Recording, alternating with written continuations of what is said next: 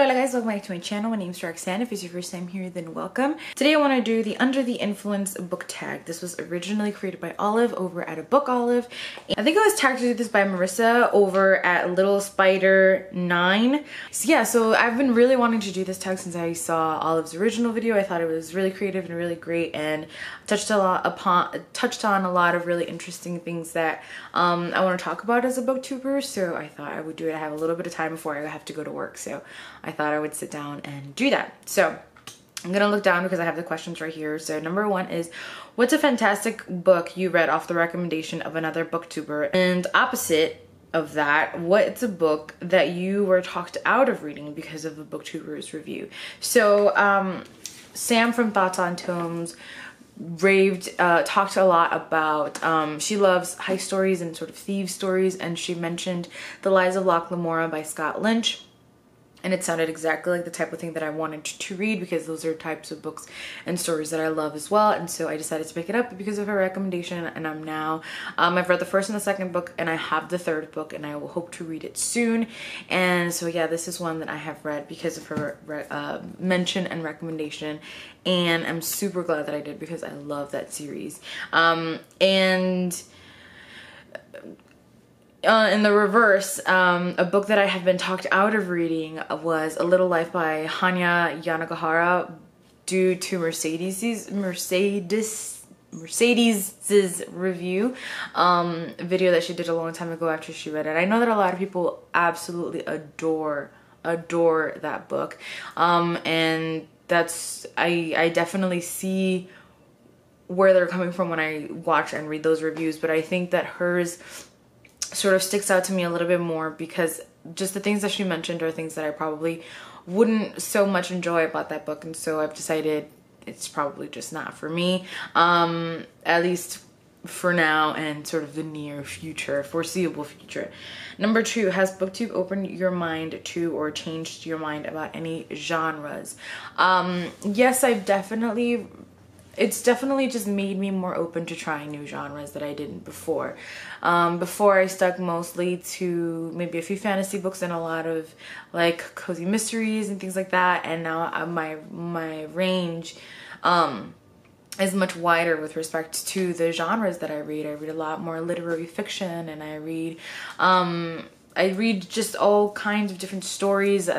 Romance has sort of been talked about a lot in a lot of the videos that I watch and a lot of the channels that I watch, so I'm sort of trying to see where I want to start with that genre as well. And so it's just really made me more open to trying new genres that I may not have tried before.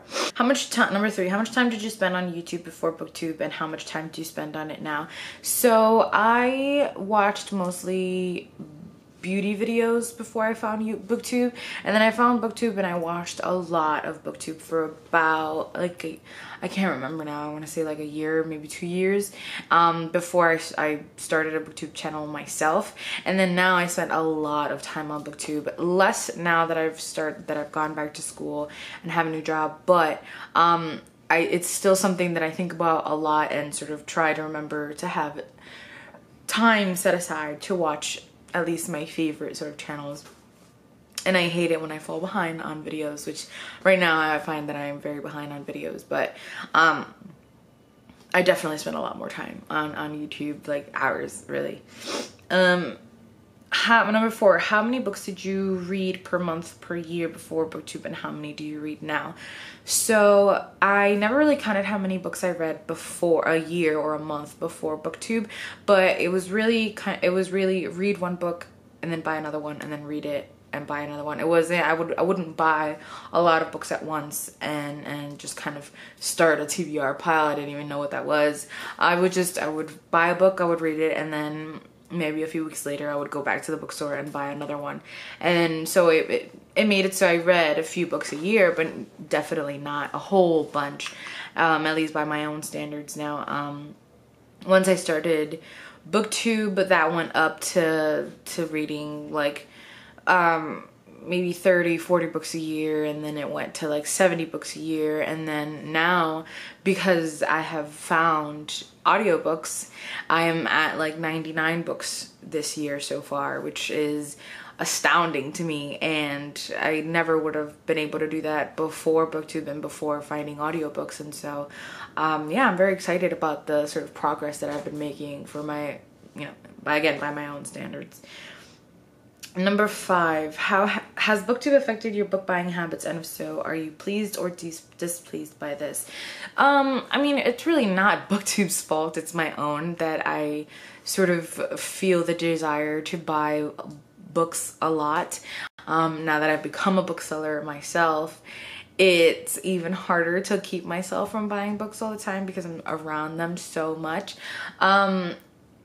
Yeah, it's just made me buy a lot more books, but again, that's not really Booktube's fault. It has just opened my eyes to all of the different books and genres that there are out there, or so many more that I didn't know before, but that doesn't necessarily mean that it has made me buy more books. That's been my own thing. Number 6, has a review by a booktuber ever retroactively made you reconsider your stance on a book? Yes, so, but I don't know to what degree really, because so I read Uprooted by Naomi Novik as when I was like a Booktube super newbie, and the more time has passed, the sort of I've read and seen a wide variety of reviews on it, reviews that are negative and reviews that are very positive. And so what that has done is made me think about whether the way I felt about the book at the time that I read it was based on hype, because I was, you know, Booktube newbie. I definitely fell into the trap of like the hype and stuff like that. Or if I actually did like it, and I'm wondering if I should read it again and sort of, now that time has passed, take a look at it again and see how I feel about it. I don't know if it's worth it or not, but I'm just very curious to see how I feel about it now. So I might listen to it on audiobook and see, because it has made me think about how I felt about the book, but it hasn't like what it's done is just confuse me instead of swaying me one way or the other. So I kind of want to reread it, even if it's just on audiobook. Maybe I probably don't want to rebuy it, and see how I feel about it. So maybe we'll do that and do like a whole vlog or something about that. Number 7. Are there any videos you've been inspired to make after seeing another booktuber's video? Have you ever felt inspired by another booktuber's style? Their video style, their book organization style, their personal style, anything.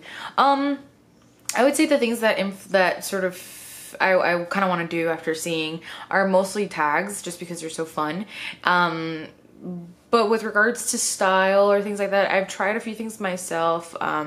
Tried having like an opening song and not having an opening song and things like that. And I wouldn't really say that I've been swayed by any particular videos or booktubers. It's really just what I have felt comfortable doing or not doing. If there's one thing that I am proud of, is how sort of true to myself I've always been on this channel. So things that I've done or changed have mostly just been because I either can't do them anymore or don't want to do them anymore, or I'm more comfortable doing it one way or the other. So it's not to say that other booktubers haven't influenced me, because they have, but it's not so much my video making style, more my reading habits and things like that. Number 8, what are some pressures you feel on your reading life because of your channel? So obviously I feel the pressure to read because I want to be able to make videos and make content and make original content, I feel. But I wouldn't say it's pressure with a negative connotation. It's more, it's held me accountable, I feel. So things like, I have talked about wanting to read more diversely, wanting to read more Latinx books, things like that. It's kept me accountable, and sort of if it's been a while that I've read a book that's diverse or talks about one particular topic or another, or if I've mentioned it in a TBR, it sort of helps to keep me accountable and be like, oh, you know, I said I was going to read this book and I haven't, or I said I was going to read this type of book or more diversely and maybe I haven't. And so in that, I see it as a positive thing, because it's just kept me more accountable and to my own goals. And then obviously I just want to make sure that I keep reading because I want to keep making content. Sometimes I do feel guilty if I haven't had time to sit and make a video, and if maybe I'm no longer able to do 2 videos in a week, things like that. But at the same time, I know how nice everyone it has been to me in this community and how understanding everybody is. So it's not, I don't really so much feel that sort of negative pressure. So which is great because it just makes this so much more fun rather than something like a chore or something that I have to do. Number 9, in what way, if any, do you feel the social element of the community has impacted your reading? Do you think about books differently since joining? I do think about books differently since joining. I consider them to be an even more important part of my life than I did before. I've always loved them and they've always been a passion of mine, but it has gone to like a different level since I joined Booktube. As regards to how social we are and the social elements of it, I think sometimes, you know, like anything, there are negatives to it. I think sometimes people feel too entitled to do or say certain things because it's online or through social media or whatever. But for the most part, it's what I've loved about it is that it's allowed me to make connections with many different booktubers and make friends and sort of feel like I can reach out to people, and that's been really, really great. And so I would say that for that, really the thing that's changed the most is how much more important books have become to me. And then number 10, what influence do you hope your own channel will have on the booktube community and or aspiring booktubers? I hope that when people watch my videos, they feel comfortable being able to approach me, to talk to me, that they feel that they see that they can do this themselves, that it's a very laid back atmosphere. I hope that I've inspired people to pick up books by Latin American authors or diverse reads. And those are kind of the most important things to me with regards to my influence in the community. So yeah, I mean, just kind of feel free to make friends, comment, and read maybe outside of your comfort zone, because that's how I have found some of my favorite new reads as well. So as always, thank you for watching and for listening. If you guys enjoyed this and feel like doing it yourself, then feel free to do so. Feel tagged. And yeah, as always, I love you guys.